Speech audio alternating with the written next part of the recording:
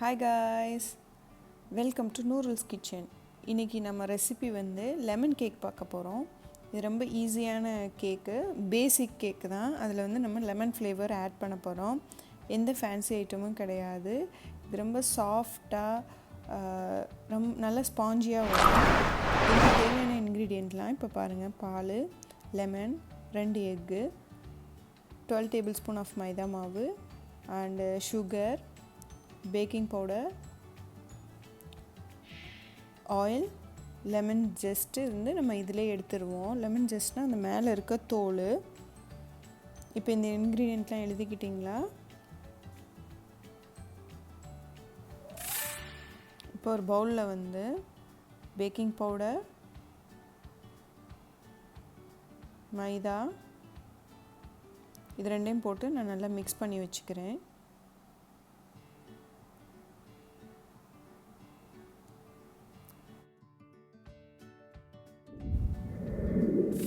அடுத்தது நான் lemon just எடுக்க போகிறேன். லெமனில் மேலே இருக்க க்ரீன் தோல் மட்டும்தான் எடுக்கணும். இப்போ நீங்கள் எல்லோ லைம் யூஸ் பண்ணுறீங்கன்னா அதில் இருக்க அந்த எல்லோ கலர் தோல் மட்டும்தான் எடுக்கணும். ரொம்ப அடிவோட்ட இது பண்ணிடக்கூடாது. அதே இதை கட் பண்ணி 2 tablespoon ஆஃப் லெமன் ஜூஸ் எடுத்துக்கிறேன். அந்த லெமன் ஜெஸ்ட்டை மைதா மாவோடு மிக்ஸ் பண்ணி வச்சுக்கிறேன்.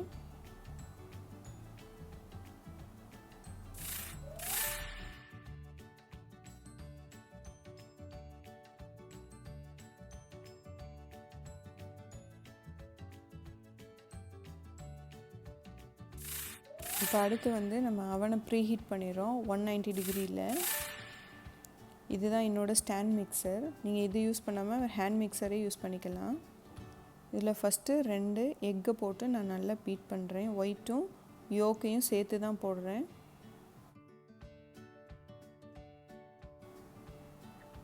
இது நல்லா பீட் ஆகிட்டு இருக்கும் போதே சுகரை நான் சைட் பை சைடு ஆட் பண்ணிக்கிட்டே இருப்பேன்.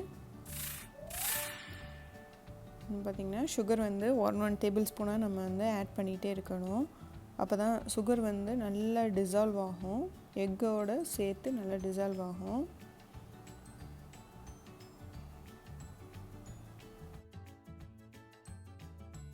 இப்போ நல்லா க்ரீமி ஆயிடுச்சு. இப்போ அடுத்து நான் லெமன் ஜூஸ் ஊற்ற போகிறேன்.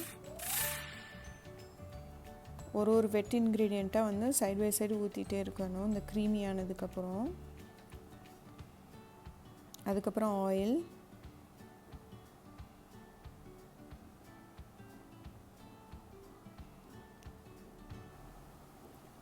இப்போ இதோடய சேர்த்து நீங்கள் எல்லா வெட் இன்க்ரீடியண்ட்டையும் ட்ரை இன்க்ரீடியண்ட்டும் போட ஆரம்பிச்சிடணும்.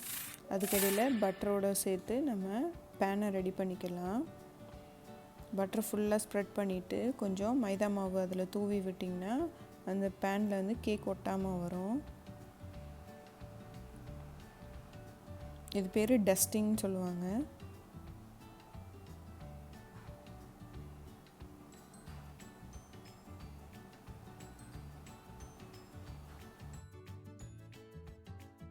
இப்போ இந்த பேனை ரெடி பண்ணியாச்சு. இதில் நான் அந்த கேக் பேட்டரை ஊற்றிட்டு லேசாக தட்டி விட்டால் அந்த ஏர் பபிள்ஸ் எல்லாம் போயிடும். இதை ஒரு 55 minutes நீங்கள் அவனில் வச்சு எடுக்கணும் 190 டிகிரி சென்டிகிரேட்டில்.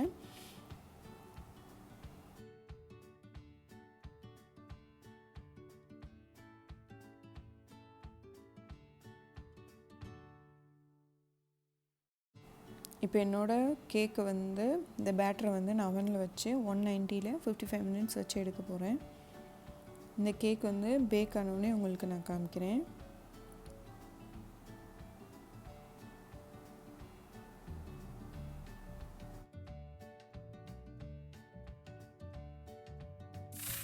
இப்போ என்னோடய கேக் கம்ப்ளீட்டாக கூல் ஆயிடுச்சு ஃப்ரெண்ட்ஸ். அதை நான் ஒரு நைஃப் எடுத்து அந்த பேனில் பூரா சைடில் ஸ்க்ரோல் பண்ணிட்டு வரேன்.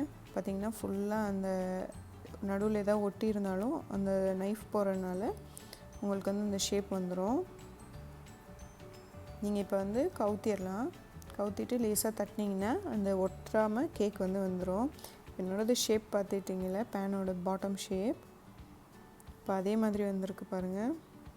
இது மாதிரி சின்ன சின்ன க்ரஸ்டெல்லாம் வரத்தான் செய்யும்.